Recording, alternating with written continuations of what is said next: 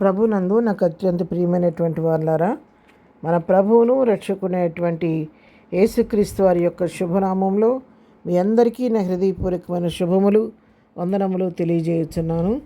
ఉదయకాల సమయంలో దేవుని వాక్యాన్ని ధ్యానం చేసుకుందాము.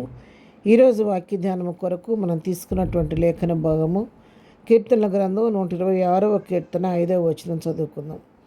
కన్నీళ్లు విడుచుచు విత్తువారు సంతోషగానముతో పంట కోసెదరు. ఆమేన్. ఉదయకాలం దేవుడు మనకు మంచి శ్రేష్టమైనటువంటి వాగ్దానం అనుగ్రహిస్తున్నాడు. కన్నీటితో విత్తువారు సంతోషగానంతో పంట కోస్తారని ఇక్కడ దేవుని వాక్యం సెలవిస్తుంది. అవును ప్రియులారా, మనం కార్చే కన్నీరు ఎప్పుడు కూడా వ్యర్థంగా పోదు. మన ప్రతి కన్నీటి బొట్టును ఆయన తన కవిలో లెక్కించి దాచిపెడుతున్నాడు. కాబట్టి దానికి అనేక రెట్ల ప్రతిఫలం ప్రభు మనకు ఇవ్వబోతున్నాడు. కన్నీరు కొంతమంది అంటారు, కన్నీరు కార్చి కళ్ళల్లోకి నీళ్లు కూడా లేకుండా ఆరిపోయినాయి నా కళ్ళు అంటారు.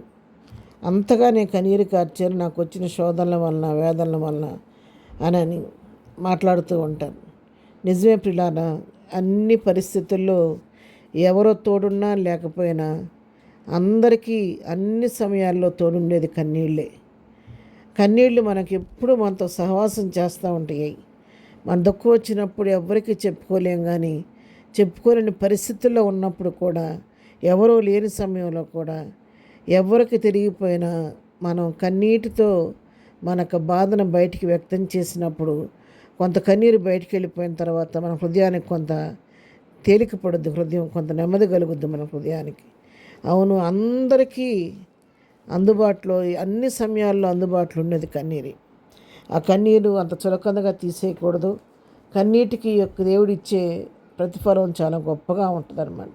అందుకే ప్రభు ప్రత్యేకంగా కన్నీటిని గురించి కూడా దైవగ్రంథంలో ఒక వాక్యం రాయించి పెట్టాడు. నీ కన్నీటిని నేను లెక్కిస్తున్నాను, నా బుడ్డిలో దాచిపెడుతున్నాను అంటున్నాడు దేవుడు. మనం ప్రభు సన్నిధిలో కార్చే కన్నీరు వ్యర్థం కాదు, అది ప్రభు సన్నిధిలో జ్ఞాపకార్థంగా నిలబడింది.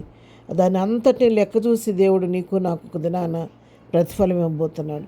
అందుకే ఇక్కడ వాక్యం సెలవిస్తూ ఉంది, కన్నీళ్ళు విత్తువారు సంతోషగానంతో పంట కోసెదరు. ఈరోజు నువ్వు కన్నీటితో ఉండి నువ్వు విత్తుతున్నావా? ఒక దినం రాబోతుంది, ఆ దినాన నువ్వు సంతోషగానంతో పంటను నువ్వు కొయ్యబోతున్నావని ఇక్కడ వాక్యం సెలవిస్తుంది. క్రింద వచ్చిన కూడా చూస్తే, పిడికడి విత్తనములు చేత పట్టుకొని ఏడ్చుచూ పో విత్తువాడు సంతోషగానం చేయుచు పరల మోసుకొని వచ్చును. మరి ఎంతో లేమిలో ఉండి పిడికడి విత్తనాలు పట్టుకొని ఏడుస్తూ పోయి విత్తువాడు సంతోషగానం చేస్తూ పరల మోసుకొని వస్తాడని ఇక్కడ దేవుని వాక్యం సెలవిస్తుంది. అవును పిల్లారా, మనం కన్నీటితో విత్తితే దేవుడు సంతోషంతో పంట కోసే కృప నీకు నాకు అనుగ్రహిస్తాడు. అది పరిచయ విషయంలో కావచ్చు, కుటుంబపరమైన సమస్యల్లో కావచ్చు, మానసిక ఒత్తిడిలో కావచ్చు, కానీ ప్రభువు నీకు నాకు తోడుగా ఉన్నాడు. కొరింథీయులకు రాసిన మొదటి పత్రిక 15వ అధ్యాయం 58వ వచనం మనం చదువుకుంటే, నా ప్రియ సహోదరులారా, మీ ప్రయాసము ప్రభువునందు వ్యర్థం కాదని ఎరిగి స్థిరులను కదలని వారును ప్రభు కార్యాభివృద్ధి అందు ఎప్పటికీ ఆసక్తులనై ఉండుడి. చూడండి ఎంత మంచి మాట పౌలు చెప్తున్నాడు ఇక్కడ. మీ ప్రయాసం ప్రభువునందు వ్యర్థం కాదని ఎరగండి. ఎప్పుడు కూడా నువ్వు చేసిన పని, ప్రభు కొరకు చేసిన పని, ప్రభు సన్నిధిలో కార్చిన కన్నీరు వ్యర్థం కాదు అది. కాబట్టి మీరు స్థిరులుగా ఉండండి, విశ్వాసం స్థిరులుగా ఉండండి, కదలని వారిగా ఉండండి. ప్రభు కార్యాభివృద్ధి అందు ఎప్పటికీ ఆసక్తులైనడి తగిన సమయం అందు మీరు పంట కోస్తారని ఇక్కడ కూడా వాక్యం సెలవిస్తూ ఉంది. నెహెమ్యా యెరూషలేము కోసం పట్టణం నాశనం అయిపోయిందని తెలిసి ఏడ్చి కూర్చొని మరి కొన్ని దినాలు ఉపవాసం ఉన్నాడు, దుఃఖపడ్డాడు. ఆ కన్నీరు వ్యర్థంగా పోలేదు. రాజు గ్రహించి తర్వాత మాట్లాడిన తర్వాత తిరిగి నెహెమ్యా యెరూషలేము పట్టణాన్ని తిరిగి ప్రాకారాలు తిరిగి కట్టడానికి అతను బలపరిచాడు. హిస్కియా కన్నీళ్లు కారిస్తే దేవుడు విడిచిపెట్టలేదు, అతనికి 15 సంవత్సరాల ఆయుష్కాలం పొడిగించాడు. ఉదయకాల వాక్యం ప్రియ సహోదరుడా, మనతో ప్రభు మాట్లాడుతున్నాడు.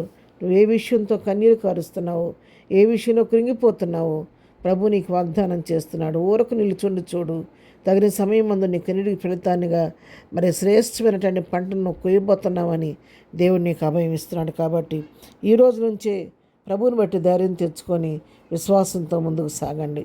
ప్రార్థన. ప్రేమగలిగిన తండ్రి, పరిశుద్ధురాన్ని కొందనాలు. ఉదయకాలం మాకు ఇచ్చినటువంటి ఈ శ్రేష్టమైన వాక్య భాగాన్ని బట్టి నీ కొందనాలు. ప్రభా, ఎవరు ఏ స్థితిలో ఉండి కృంగిన స్థితిలో దుఃఖపడుతున్నారు వారి కన్నీటిని తుడవండి, వారి నోటిన నవ్వు కలుగు ఇచ్చేయండి. ప్రభ, సంతోషగానంతో పంటకొస్తే కృపద ఇచ్చేయండి. ఎదిన దీవులతో ప్రతి వారం నింపండి. దినం బర్త్డే మ్యారేజ్ చేసుకున్న బిడ్డలను దీవించని ఆశీర్వదించమని యేసునామములో ప్రార్థించడి పొందుకొని ఉన్నాము తండ్రి. ఆమెన్. ప్రభు కృప సదాకాలం మనందరికీ తోడయుండి నడిపించును గాక. ఆమెన్.